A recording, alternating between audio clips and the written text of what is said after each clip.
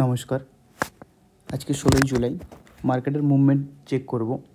তার আগে আপনাকে যেমন কালকেও দেখিয়েছিলাম যে আমি টেলিগ্রাম গ্রুপে যে আপডেট দিয়েছিলাম, যদি আপনি দেখেন এখানে যে ট্রেন্ড লাইন দিয়েছিলাম, মার্কেট আজকে সেই ট্রেন্ড লাইনকে ফলো করেছে এবং ট্রেন্ড লাইনে ব্রেকআউটের পরে ডাউন সাইডে একটা মুভমেন্ট দেখতে পাওয়া গেছে। তো ট্রেন্ড লাইনটা কালকের জন্য আর কাজে লাগবে না হয়তো। আপনি চাইলে টেলিগ্রাম চ্যানেলে জয়েন করতে পারেন। জয়েন করলে আপনি এই আপডেটগুলো মর্নিং আওয়ারে, ফার্স্ট আওয়ারে পেয়ে যাবেন।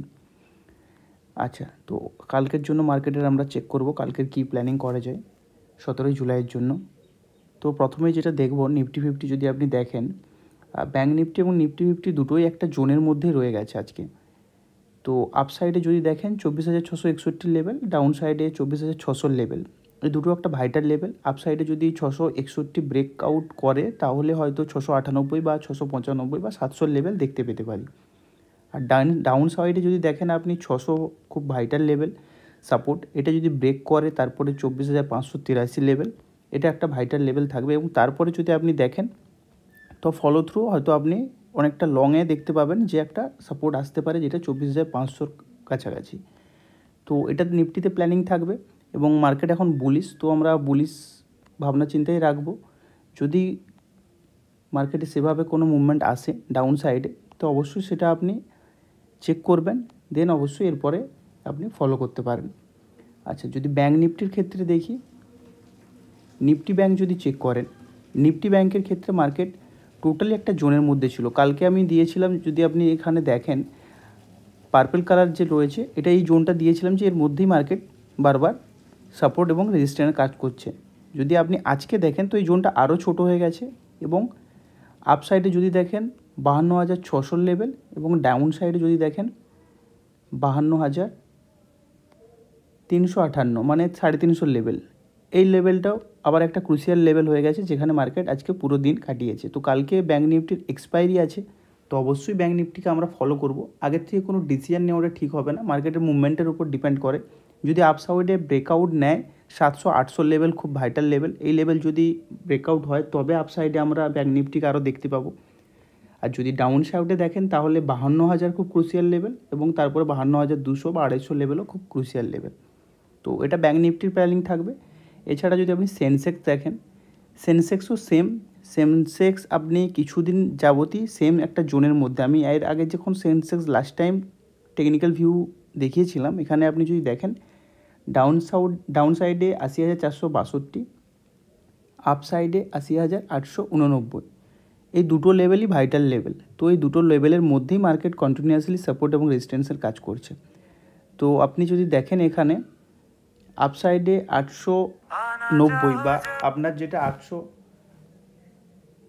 মানে 900 লেভেল যেটা রয়েছে, এই লেভেলটাই খুব হচ্ছে ভাইটাল লেভেল। এখান থেকে বারবার মার্কেট, যদি আপনি দেখেন এর আগেও মার্কেট এখান থেকে রিভার্স হয়েছে, যেটা হচ্ছে আপনার 12ই জুলাই।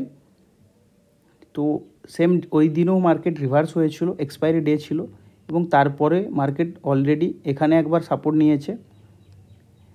মার্কেট যদি দেখেন আপনি তো এখানে একবার সাপোর্ট নিয়েছে একবার, এবং এখানে একবার, দুবার পরপর সাপোর্ট নিয়েছে মার্কেট, রেজিস্ট্যান্সের কাজ করছে। তো এখান থেকে মার্কেট বারবার ডাউন সাইডে ফল হচ্ছে। তো এটা একটা ক্রুশিয়াল লেভেল। তো যদি আপ সাইডে প্ল্যানিং হয় তাহলে অবশ্যই 80,900 লেভেল, যেটা এই লেভেলটাকে ফলো করতে হবে আপনাকে। আচ্ছা, ব্যাঙ্ক নিফটির ক্ষেত্রে যদি আপনি